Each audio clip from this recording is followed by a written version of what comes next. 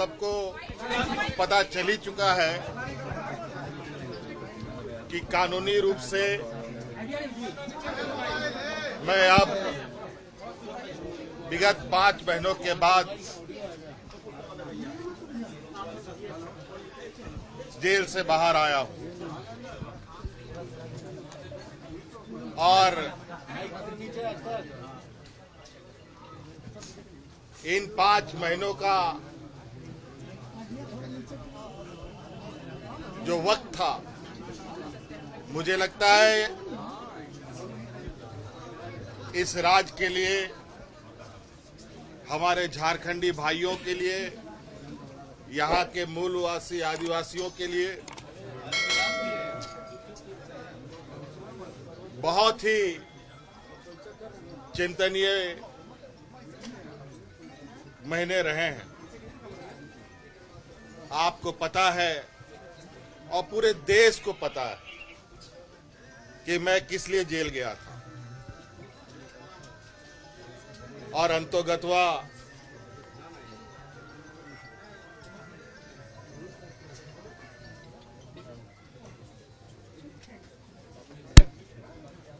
न्यायालय ने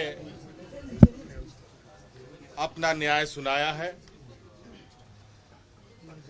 और उसी के तहत मैं आज बाहर हूं।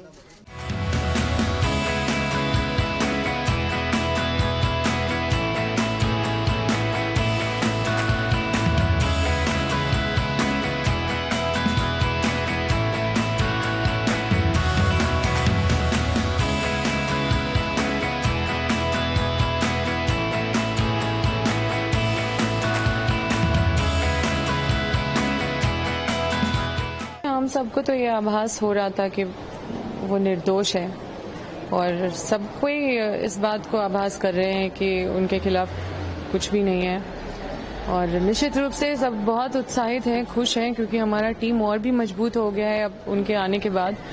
और आने वाले समय में अब तो चुनाव है, अभी तो उनके निकलने में ही उनकी ये सूचना से ही पूरे विपक्ष का हालत खराब है, क्योंकि अब तो उनके पास कोई विकल्प नहीं है। सरकार इतने विपरीत परिस्थिति में भी इतना अच्छा काम की, इतनी चुनौतियों में जहां जोड़ तोड़ करने का इतना कोशिश किया गया सरकार को और सरकार को गिराने का कोशिश किया गया, कईयों के घर में मतलब अलग अलग जांच एजेंसीज को भेजा गया, तो ये सब करके भी सरकार मजबूत स्थिति में है। तो निश्चित रूप से ये जो सूझबूझ और जो पेशेंस के साथ विपरीत परिस्थिति में चलना, ये सब सबको सीखना चाहिए।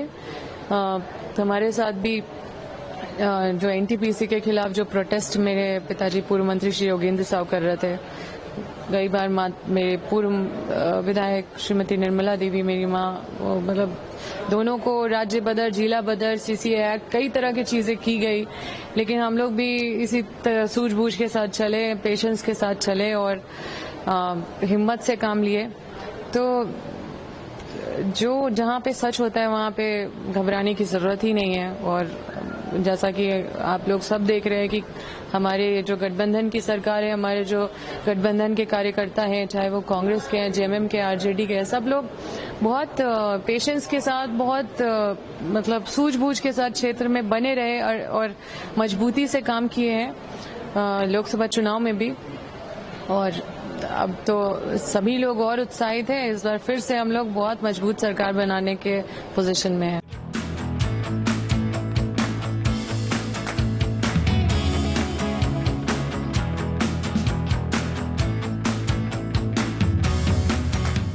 अभी उनको जमानत मिली है, अभी अदालती कार्रवाई जारी है और भ्रष्टाचार के तो एक लैंड स्कैम में इनको बेल मिला है।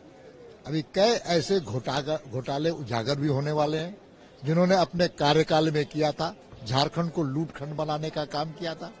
इसलिए आने दीजिए समय, कोर्ट के निर्णय का इंतजार कीजिए। जब फैसले आएंगे अदालत के तो न्याय जीतेगा, सत्यमय जीतेगा और बेल कोई तत्कालिक रिलीफ है, ये निर्णय नहीं अदालत का। माननीय हेमंत सोरेन जी, जो झारखंड राज्य का निर्माण हुआ था आदिवासियों के मूल विकास के लिए, उसके लिए तो जेल गए नहीं। जल, जंगल और हरियाली जीवन के लिए वो जेल गए नहीं, बल्कि जेल गए भ्रष्टाचार के आरोप में।